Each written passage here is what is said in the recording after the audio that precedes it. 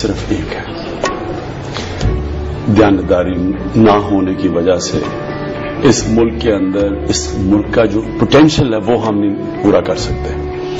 اس ملک میں اللہ نے سب کچھ دیا، یہی پاکستانی اس ملک سے باہر جاتے ہیں، ہر فیلڈ میں ایکسل کرتے ہیں، ہر فیلڈ میں آگے نکل جاتے ہیں۔ اس پاکستان کے اندر اللہ نے ایسے ایسے مدنیات کے ذخیرے دیے ہیں، چاہے وہ گیس ہو، کوئلہ، پتہ نہیں پاکستان میں کتنا تیل ہے کیونکہ صحیح طرح ابھی تک وہی نہیں ایکسکیویٹ ہوا۔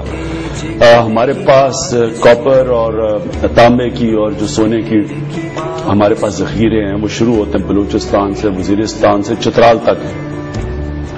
ہمارے پاس 10 قسم کے سنگ مرمر کے پتھر ہیں، ہندوستان کے پاس 3 ہے، $10 ارب کی ایکسپورٹ ہے، یہاں 10 قسم کے ہیں۔ زرخیز زمین ہے، ایک آبادی وہ جس کی 70% آبادی میں 30 سال کی عمر سے کم ہے، یعنی کہ ینگ پاپولیشن ہے۔ 60 لاکھ بیرون ملک پاکستانی ہیں جو کہ جب بھی ہم یہاں نظام ٹھیک کریں وہ اپنا یہاں ڈالر بھی لا سکتے ہیں، سرمایہ کاری کر سکتے ہیں، ملک کو ایک دم اٹھا سکتے ہیں۔ لیکن مسئلہ صرف ایک ہے، کرپشن بچا لے۔ میں جاوید آپ کو صرف یہ کہنا چاہتا ہوں، لوگوں کو اندازہ نہیں ہے کتنا امیر ملک ہے۔ صرف جو ہمارے ریزروز ہیں تانبے کے اور سونے کے بلوچستان میں $260 ارب کے ہیں، وزیرستان میں اس سے بھی زیادہ بڑے ریزروز پڑے ہوئے ہیں۔ ساری $1.5 ارب کیری لوگر بل آ رہا ہے، $28 ارب آج تک ٹوٹل امریکہ نے دیا پاکستان کو 60 سالوں میں۔ کوئلے کے جو ہمارے ریزروز ہیں تھر کے اندر، وہ اس کی پتہ نہیں کتنی قیمت ہے، ہمیں کبھی انرجی کا پرابلم ہی نہ ہو، لوڈ شیڈنگ کا پرابلم نہ ہو، ہم بلکہ گیس ایکسپورٹ کر سکتے ہیں لوگوں کو۔ ہمارے پاس 10 قسم کے سنگ مرمر کا پتھر ہے پاکستان میں، ہندوستان کے پاس 3 ہے صرف، اور وہ $10 ارب کی ایکسپورٹ کر رہے ہیں، یہاں $50 ارب کی تو صرف اپنے پتھر کی ایکسپورٹ کر سکتے ہیں۔ یہاں روبیز ہیں، یہاں ایمرلڈ سواد کے اندر ہیں جو دنیا میں کہیں نہیں ملتے۔ زرخیز زمین ہے، دنیا میں سب سے یہ فوڈ سیکیورٹی کی صدی کہی جا رہی ہے ہمارے پاس۔ تو یہاں ہم اتنا، اگر ہم اپنے صرف ایگریکلچر میں اپنی زرعی اصلاحات کر سکیں، ہم اس کے اوپر سرمایہ کر دیں اپنے کسانوں کے اوپر، آپ کو پتہ نہیں کہ ہم دنیا کو گندم بیچ سکتے ہیں۔ ٹھیک، تو یہ اتنا امیر ملک ہے، اس ملک کا سب سے بڑا اثاثہ اوورسیز پاکستانی ہے۔ اس وقت جو 60 لاکھ پاکستانی ہیں ان کا کم از کم سالانہ آمدنی $200 ارب ہے۔ آپ اگر یہ ملک کا نظام ٹھیک کریں، ہم کرپشن ختم کریں، گورننس سسٹم ٹھیک کریں، وہ پیسہ لا سکتے ہیں، یا سرمایہ کاری ہو سکتی ہے، نوکری، باہر سے لوگ پاکستان میں نوکریاں ڈھونڈنے آئے۔ یہ اتنا امیر ملک ہے، ہم نے صرف نااہل اور کرپٹ لوگوں کو اوپر بٹھا کے اور بدترین قسم کی غلامی کروا کے اپنا ملک کو برباد کر رہے ہیں۔ دیکھیں میرا کرکٹ میں کیا ایکسپیرینس تھا کہ اگر آپ ٹیم کو یہ کہیں کہ آپ ورلڈ بیٹرز ہیں، آپ کو کوئی مقابلہ نہیں کر سکتا، وہ ٹیم اپنے سے بڑھ چڑھ کے کھیلے گی۔ اگر آپ اس ٹیم کو کہیں کہ آپ کم ہیں، آپ جیت نہیں سکتے، بھائی کچھ نہیں، تو وہ کس کا مقابلہ کرے گی؟ اچھی بات ہے۔ تو آپ ملک کے لیے، جب آپ ملک کو بیکاری بنا دیا آپ نے، اب کیسے اتنی طاقت ہے اس ملک میں؟ یہی پاکستانی باہر جاتے ہیں، اور سب سے زیادہ اوورسیز پاکستانی سے میرا انٹریکشن ہے، کیونکہ میں جب 18 سال کا تھا میں گیا انگلینڈ، تو میں تب سے پاکستانیوں کی اوورسیز کمیونٹی دیکھتا ہے۔ وہ جیسے ہی جاتے ہیں، جیسے ان کو ایک نظام صحیح ملتا ہے، وہ کہاں سے کہاں پہنچ جاتے ہیں۔ اور یہاں کیونکہ میرٹ ہی نہیں ہے، یہاں بےچارا نیچے دبے ہوئے ہیں، ایک چھوٹی سی کلاس ملک کا خون چوس رہی ہے، باقی لوگوں کو پوچھتا نہیں۔ سسٹم ٹھیک کرنے کی بات ہے۔ دیکھیں اس ملک میں ٹیلنٹ ہے، ریسورسز ہیں، سب کچھ ہے۔ آپ کو یہ یوتھ کو میں ابھی بعد میں آپ کو کوشچن دوں گا، لیکن میں صرف ایک اسٹیٹسٹک دینا چاہتا ہوں۔ اب تک 60 سالوں میں امریکن نے کتنا پیسہ دیا پاکستان کو؟ $28 ارب۔ صرف بلوچستان کے اندر جو کاپر اور گولڈ مائن ہے ریکوڈیک کی، صرف اس کی ویلیو $260 ارب ہے۔ وزیرستان میں جو مائنز ہیں وہ اس سے بھی زیادہ ہیں، 300 ارب ڈالر سے زیادہ ہیں۔ ہر کے اندر جو کوئلہ پڑا ہوا ہے وہ اگر اس کی انرجی کرے تو وہ سعودی عربیہ، عراق، ایران سے ملا کے زیادہ انرجی صرف تھر کول کی ہے۔ ہمارا یہ جو ساری پٹی چلتی ہے بلوچستان سے چترال تک، یہاں اتنے زیادہ منرلز ہیں، کاپر ہے، یہاں 10 قسم کی ماربل ہے جس کی انڈیا میں ان کی کوئی $10 ارب کی ایکسپورٹ ہے ماربل کی، وہ 3 پتھر ہیں یا 10 پتھر ہیں، یہاں کی سب سے زرخیز زمین ہے۔ اگر ہم آگے نہیں بڑھے تو اس لیے نہیں کہ یہاں ریسورسز نہیں ہیں، اس لیے کہ ہم نے کبھی ان کو ٹیپ ہی نہیں کیا، اپنی ہیومن ریسورس کو ٹیپ نہیں کیا۔ ہماری پاپولیشن 70% 30 سال کی عمر سے کم ہے، ان کے اوپر ہم انویسٹ کریں، یہ انجن آف گروتھ ہے، یہ ملک کو اٹھا دے گی۔ اوورسیز پاکستانی کے لیے ماحول بنا دیں، وہ اتنی انویسٹمنٹ کریں گے کہ نوکریاں باہر سے لوگ آ کے ادھر آئیں گے۔ لیکن ہم لوگ کا رویہ یہ ہو گیا نا کہ ہم چاہتے ہیں کہ ہمارے منہ میں کوئی مچھلی پکڑا دے، ہم فش راڈ نہیں پکڑاتے لوگوں کے ہاتھ نہیں ہے، یہ اوپر یہ حکمران ہے ہی نہیں، یہ جعلی لیڈر بیٹھے ہوئے ہیں، یہ جعلی اسمبلی بیٹھی ہوئی ہے، جعلی ووٹ۔ دیکھیں حامد، میں وہ خوش قسمت پاکستانی ہوں جس نے اس ملک کی اصل صلاحیتیں دیکھی اور اس ملک کو کامیاب کروایا۔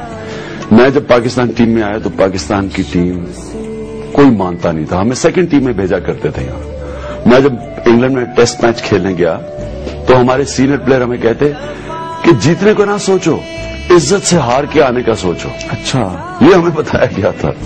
تو جب میں نے چھوڑا تو پاکستان ٹیم ورلڈ چیمپئن تھی اور نمبر 1 ٹیم تھی۔ دیکھ کیا ہوا، نظام ہمارے پاس نہیں، انگلینڈ میں بہترین کاؤنٹی کرکٹ، یا کوئی سسٹم ہی نہیں۔ سسٹم کے باوجود اتنا ٹیلنٹ تھا اس ملک میں کہ ہم ورلڈ چیمپئن بن گئے۔ سسٹم کے باوجود جانشیر خان اور جہانگیر خان 10 سال دنیا کے چیمپئن رہے۔ میری یونیورسٹی جب میں انگلینڈ میں پڑھا تھا، آکسفورڈ یونیورسٹی میں پاکستان سے زیادہ اسکواش کوچ تھے۔ آج بھی یہ سسٹم کے بغیر، یہ سسٹم کی وجہ سے نہیں، یہ محمد عامر جو تھا، یہ دنیا کا بیسٹ ینگ ٹیلنٹ ہے، کوئی دنیا میں اس کا مقابلہ نہیں کرتا جو اس میں ٹیلنٹ ہے۔ یہ ٹیلنٹ ہے۔ محمد آصف، محمد عامر جس پہ بین لگ گیا، اور محمد آصف، میں نے شاید ہی کسی کو ایسے ایک نیچرل بولر دیکھا، نیچرل ہے، نیا بال جو کرتا ہے، اس پہ بھی بین لگ گیا، اس پہ بھی بین۔ وہ اور دوسری طرف میں نہیں جاؤں گا، میں صرف ٹیلنٹ کی آپ کو بات کر رہا ہوں۔ وسیم اکرم، کیا دنیا مانتی ہے نیچرل، یہ سب نیچرل، یہ نیچرل ٹیلنٹ ہے، ان کو کسی کرکٹ نے نہیں پالش کیا، یہ اللہ نے اس ملک میں ایسا بڑا ٹیلنٹ دیا ہے۔ اسی طرح آپ پاکستان سے باہر چلے جائیں، یہ جو ابھی سلما جان جن کو میں بڑی اچھی طرح جانتا ہوں، اسی طرح میں جب 18 سال کا باہر گیا تھا انگلینڈ میں، اور مجھے تب بیچارے پاکستانی ہوتے تھے، لیبر کلاس ہوتی تھی، بیچارے دھکے دھکے کھاتے تھے، مسلسل ہر سال کیونکہ ان کو نظام ٹھیک مل گیا، وہ اتنی تیزی سے اوپر جا رہے ہیں۔ جب ان کو ایک انصاف والا نظام ملتا ہے تو ان کی صلاحیتیں اور میرٹ اور ٹیلنٹ نکلاتا ہے۔ آپ کو اتنی خوشی ہوگی پاکستانیوں کو دیکھ کے۔ ابھی میں دبئی میں تھا تو ایک پاکستانی نے، اس کانفرنس پہ میں گیا ہوا تھا، عارف نقوی، ایک پاکستانی انٹرپرنر، 170 دنیا کے مڈل ایسٹ کے ٹاپ انٹرپرنرز بلائے ہوئے تھے، اس کی کمپنی نے ہوسٹ کیے، اور یعنی کہ اس کیا لیول تھا کانفرنس کا۔ تو ہمارے پاس ایسی برینز بیٹھی ہیں، بزنس بیٹھے ہیں۔ شوکت خانم آپ کے سامنے ہیں، یہی شوکت خانم کینسر ہاسپٹل آپ مڈل ایسٹ میں بنائیں، یہ آپ کہیں بنا دیں، سعودی عربیہ میں، ان کے پاس پیسہ بھی ہوگا، سارا سٹاف باہر سے ہوگا کیونکہ اسپیشلائز ٹریننگ ہے۔ یہاں سارے پاکستانی ہیں، انٹرنیشنل لیول کا ہاسپٹل ہے، ریسرچ کر رہا ہے، اور ریسرچ میں بریک تھرو کر دیے ہیں ایک دو، جو ابھی آپ کو ایک اینٹی بایوٹکس کا بہت بڑا چل رہا ہے جو علیحدہ سبجیکٹ ہے۔ اتنے سے ابھی ریسرچ سینٹر نے اپنا، ہم نے MIS سسٹم بنایا ہے انفارمیشن کا، اس ہاسپٹل نے یہاں بیٹھ کے لڑکوں نے بنایا ہے، جو ہم ملینز آف ڈالرز کا بیچ سکتے ہیں انٹرنیشنلی۔ باہر انگلینڈ میں ایسا سسٹم نہیں ہے جو یہاں ڈیولپ ہوا ہے۔ کہنے کا میرا مقصد یہ ہے، یہ سب کچھ ہو سکتا ہے یہاں۔ نمل یونیورسٹی جب میں بنانے گیا، بریڈفورڈ یونیورسٹی نے مجھے جب چانسلر بنایا تو میں جب ساروں نے کہا جی بن ہی نہیں سکتی دیہات میں ایک پرائیویٹ سیکٹر کی یونیورسٹی، کدھر سے آئیں گے ٹیچر، کدھر سے یہ آئے گا، کدھر سے وہ آئے گا۔ آج آپ کو خوشی ہوگی کہ پہلی پاکستان کی پرائیویٹ سیکٹر کی یونیورسٹی بریڈفورڈ کی Namal university affiliated to Bradford, جو ڈگری 60 لاکھ کی بریڈفورڈ میں ملتی ہے 3 سالوں میں، وہ 6 لاکھ میں اگر پیسے دیں، اور 90% مفت غریب گھرانوں کے بچے پڑھ رہے ہیں وہاں، عورتیں پڑھ رہی ہیں۔ پہلی دفعہ میاں والی کی تاریخ میں لڑکیاں پڑھ رہی ہیں ان کلاسز میں جدھر لڑکے ہیں، یہ کبھی ہوا ہی نہیں ہے، سیگریگیشن ہے۔ اس کے باوجود جب بریڈفورڈ یونیورسٹی کے پروفیسر نے 2 سال کے بعد ایویلویٹ کیا، اس نے بریڈفورڈ میں جب وہاں ڈگریز دینے گیا، اس نے کہا ہم نے ایسے ڈائنامک اسٹوڈنٹس نہیں دیکھے کہ جو رات کو پہلے پڑھتے ہیں، پھر ایکسٹرا کلاسز کرتے ہیں، پھر رات تک پڑھتے ہیں. یعنی کہ اتنی ان میں ہنگر ہے کامیاب ہونے کی. دیکھیں، اللہ نے اس ملک کو سب کچھ دیا، ہماری مین پاور زبردست ہے.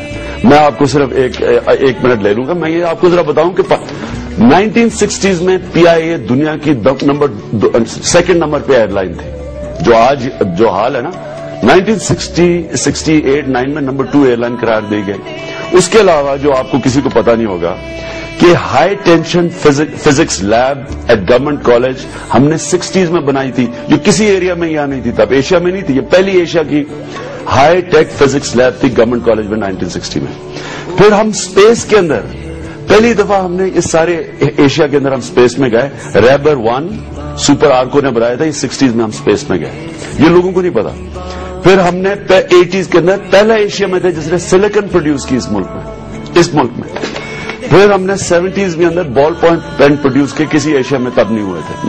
میں اپنی ٹائم سے ہم کتنے آگے تھے. پھر ہم نے $20 ارب کی انویسٹمنٹ کی ہوئی ہے ڈیفنس اور ٹیکنالوجی میں، نیوکلیر ٹیکنالوجی میں. ہم نے صرف اس کو اپلائی نہیں کیا باقی ایریاز میں. یہ جو ہمارے پاس ٹیکنالوجی ہے، اگر ہم اس کو پرائیویٹ سیکٹر کے ساتھ اپلائی کر دیتے، اب سوچیں جو نیوکلیر ٹیکنالوجی اور جو راکٹ سائنس جن کے پاس ہے، بتائیں وہ کتنی اور اس کے ساتھ ٹیکنالوجیز ہیں. ہم نے کوئی اپلائی نہیں کیا. تو پاکستان کا جو اور پھر میں بتاؤں، پاکستان کے جو تھر کول ریزروز ہیں، ان کے اوپر بڑی کنٹروورسی ہے، لیکن میں نے پورا اس کا انویسٹیگیٹ کیا ہے. اس کا جو آئل ویلیو ہے وہ سعودی عربیہ اور ایران کے کمبائنڈ آئل ویلیو سے زیادہ ہے.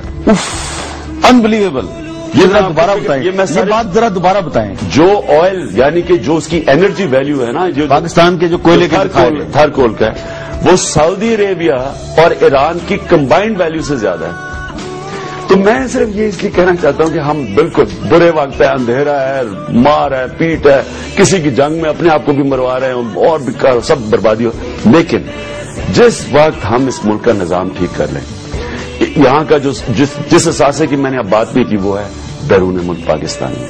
جس طرح یہ عارف نقوی ہے، یہ پڑھے لکھے ہیں، ان کے پاس پیسہ ہے، ان کے پاس سرمایہ ہے، ان کے پاس ہنر ہے، یہ انتظار کر رہے ہیں پاکستان میں آنے کے لیے. لیکن جو نظام اتنا کرپٹ ہو کہ اب مر کے